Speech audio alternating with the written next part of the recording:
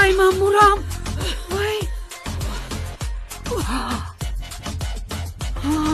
وای توریست چی کار کردی؟ همطور چی میکنم گم بیهوش شد خونتش کم بود است